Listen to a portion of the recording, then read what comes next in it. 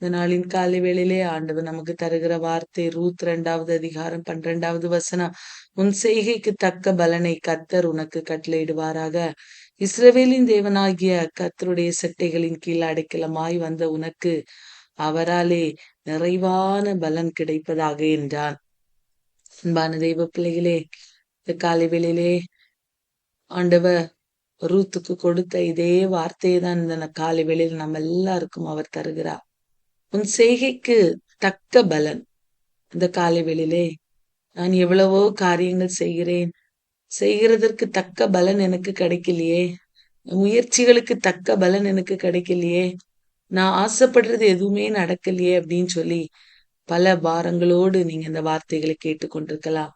அந்த காலை வேளையிலே ஆண்டவர் சொல்லுகிறார், உன் செய்கைக்கு தக்க பலனை மனிதர் கட்டளையிடுவார் என்று சொல்லல, கர்த்தர் கட்டளையிடுவாராக என்று சொல்லி வார்த்தை சொல்லுகிறது. அவர் நிச்சயம் இந்த நாளிலே அவர் கட்டளையிடுவார். ஆண்டவர் நமக்காக நாம் செய்கிற ஒவ்வொரு காரியங்களையும் அவர் பார்த்து கொண்டே இருக்கிறார். அவர் நிச்சயமாய் அதற்குரிய பலனை நமக்கு கட்டளையிடுவார். அடுத்து பாருங்க, ஏன் தெரியுமா அந்த பலனை நமக்கு தருவாரா? அவருடைய செட்டைகளின் கீழே அடைக்கலமாய் வந்த நம்மை அவர் கைவிட்டு விடுவாரா என்ன பிரியமானவர்களே? அவருடைய செட்டைகளின் கீழ் அடைக்கலமாய் வந்த நம் அனைவருக்கும் நிறைவான பலனை அவர் நிச்சயம் நமக்கு தருவார்.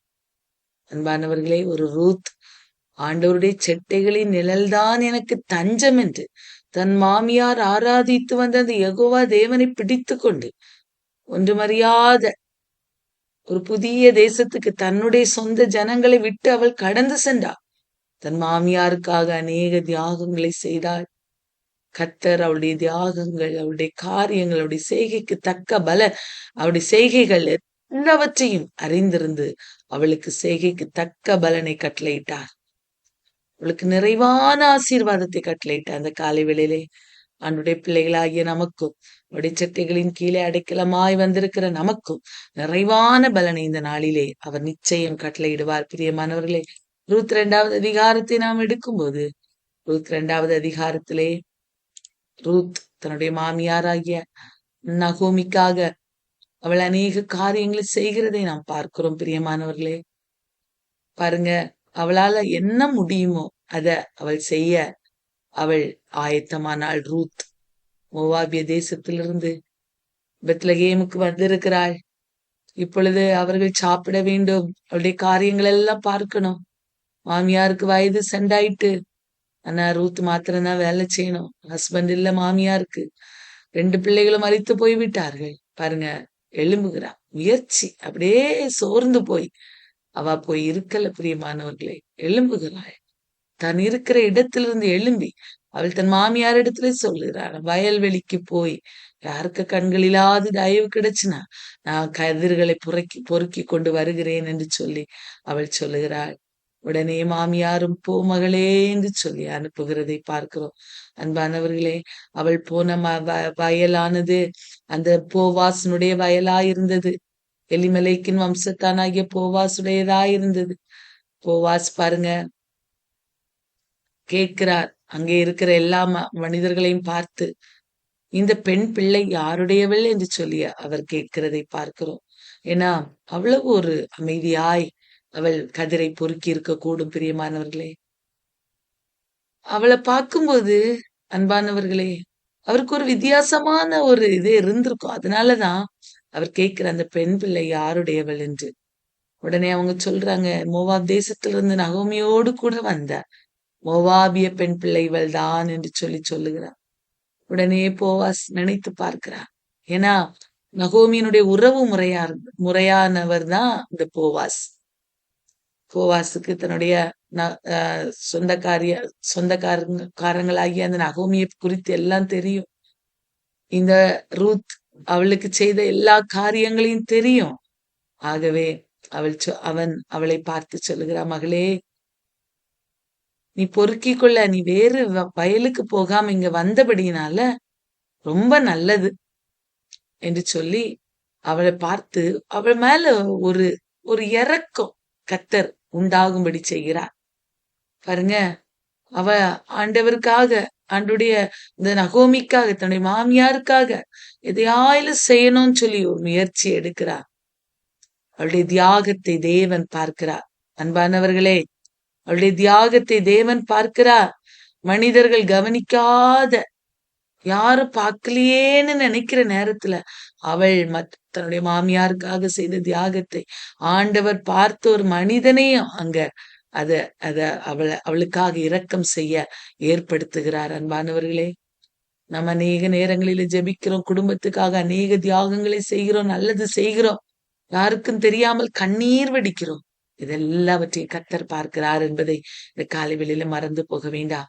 அவருடைய செட்டைகளின் கீழே நிறைவாக வந்த அவருடைய செட்டைகளின் கீழே வந்த நம்ம எல்லாருக்கும் நிறைவான பலனை தரும்படியா நம்முடைய எல்லா முயற்சிகளையும் தியாகங்களையும் அவர் பார்க்கிறார். பிரியமானவர்களே, ரூத்தினுடைய தியாகத்தை கர்த்தர் பார்த்தா ஒரு போவாசை எழுப்புகிறார்.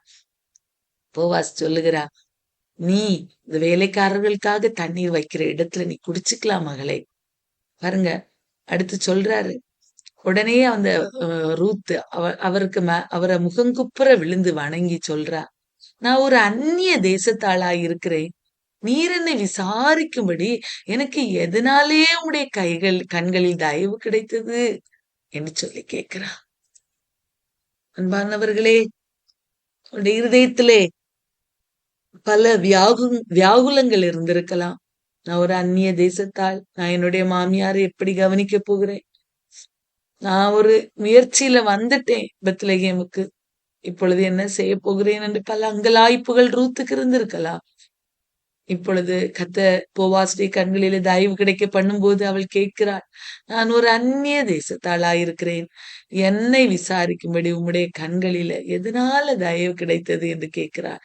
போவாஸ் சொல்லுகிறா, உன்னுடைய புருஷன் மரணம் அடைந்த பின்பு நீ உன்னுடைய அம்மா வீட்டுக்கு போகாம உன் மாமியாருக்காக நீ செய்தது, நீ உன் தகப்பனை உன் தாயை விட்டு உன் ஜென்ம தேசத்தை விட்டு முன்னே நீ அறியாத ஜனங்களிடத்துக்கு வந்தது எல்லாம் எனக்கு விவரமாக தெரிவிக்கப்பட்டது என்று சொல்லி போவாஸ் சொல்லுகிறார். அவள் செய்த தியாகத்தை கர்த்தர் நினைவு கூர்ந்து ஒரு மனிதனை எழுப்புகிறார். பிரியமானவர்களே, அன்பானவர்களே, அப்படி சொல்லிட்டு சொல்றாரு, உன் செய்கைக்கு தக்க பலனை கர்த்தர் உனக்கு தருவார். அன்பானவர்களே, உன் செய்கைக்கு தக்க பலனை கர்த்தர் உனக்கு தருவார்.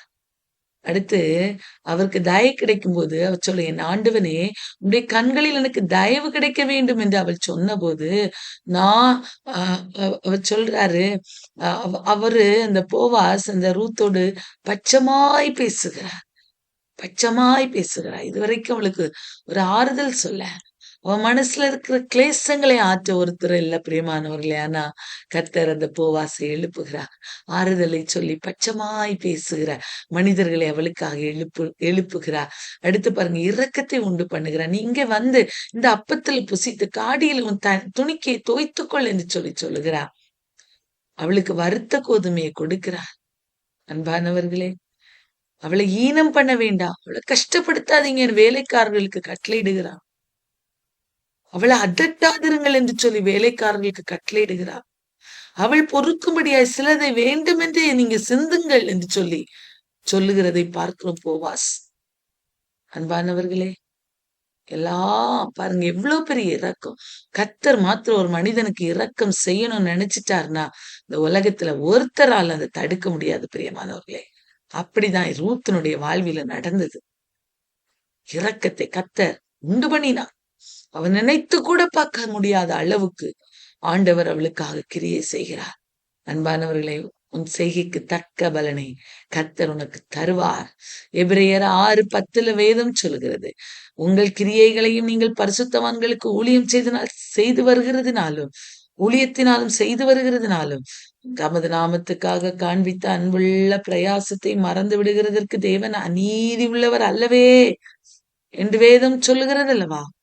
நமக்காக அவர் பலனை அளிப்பதற்கு, நம்முடைய காரியங்களை அவர் மறப்பதற்கு அவர் அநீதி உள்ளவர் அல்ல. பிரியமானவர்களே, நீதி உள்ள தேவன், நீதியா இருக்கிற கர்த்தர் யெகோவா சிட்கேனு, அவர் நீதியா இருக்கிற தேவன் என்று வேதம் சொல்கிறது.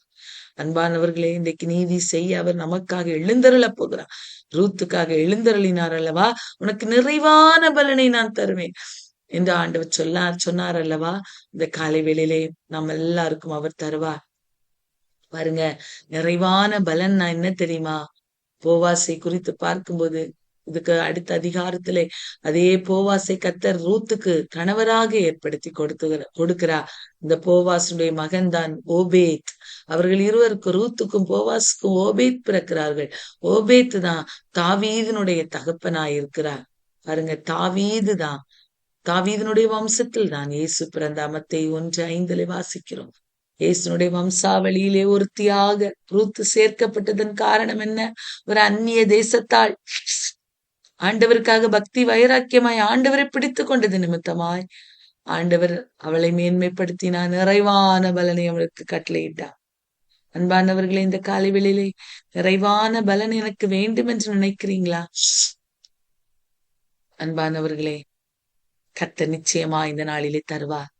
என்னுடைய வாழ்க்கை ஏன் இப்படி இருக்கிறது என்று பல நேரங்களிலே சோர்ந்து போகிறீங்களா? என் வாழ்க்கை இப்படியே போயிருமோ என்று கவலைப்படுறீங்களா? நம்ம செய்கிற வேலைகள் சிறியதா இருந்தாலும் உண்மையாய் ஜாக்கிரதையா கர்த்தருக்கு பயந்து செய்யும் போது, அது எதுவா இருந்தாலும் சரி, ஜெபிக்கிறதா இருந்தாலும் சரி, ஆண்டவருக்காக செய்கிற தியாகங்கள், மற்றவர்களுக்காய் செய்கிற உதவிகள், எதுவாயிருந்தாலும் அத்தனையும் தெய்வம் நினைவு கூர்ந்து நமக்கு நிறைவான பலனை தர அவர் உண்மையுள்ளவராயிருக்கிறார். என்னுடைய மாமியாருக்காக அவளுக்கு கிடைக்கிற ஒவ்வொரு காரியங்களையும் அவர் தன்னுடைய மீதமானதை திருப்தியாக சாப்பிட்டுட்டு மீதியானதை தன்னுடைய மாமியாருக்காக எடுத்து வைக்கிறாள். எடுத்து வைத்து அவளுக்கு கொண்டு போய் கொடுக்கிறதை பார்க்கிறோம். பாருங்க, ரூத்தினுடைய கேரக்டரிஸ்டிக்ஸ் எல்லாம் ரொம்ப வித்தியாசமானது. அவளுடைய தியாகம் வித்தியாசமானது. அவளுடைய மனநிலைமை வித்தியாசமானது. கர்த்தர் அவளை பார்த்தார். அவளுக்காக உதவி செய்ய எழுந்தருளினார். மனிதர்களை ஏற்படுத்தினார். அவளுக்கு நிறைவான பலனை கொடுத்தார். இந்த காலை வேளையிலே நாம செய்கிற தியாகங்கள், நாம செய்கிற உதவிகள், நாம ஆண்டவருக்காக செய்கிறது எல்லாவற்றையும் கர்த்தர் நினைத்திருக்கிறார். அவர் நிச்சயமாய் உதவி செய்வார். அவருடைய சட்டைகளின் கீழே வந்த நமக்கு அவர் நிறைவான பலனை இந்த நாளிலே கட்டளையிடுவார். நம்ம எல்லாம்